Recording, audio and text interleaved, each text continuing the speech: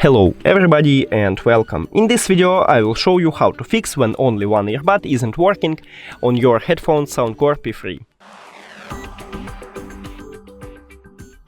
Firstly, you have to try by put your headphones to the charging case, close the case. This is a soft reset. Now we have not connected here, we should have it. Yeah, and then open the charging case and remove your headphones from the charging case and try it, maybe it fixed. But if it doesn't, we should make a hard reset. So just put your headphones to the charging case and then press and hold connectional button for at least 10 seconds, until this red light it starts flashing white 3 times.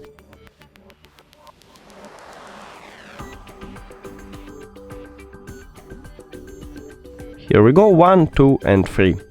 Now close the charging case, click the information icon or settings icon if you have Android.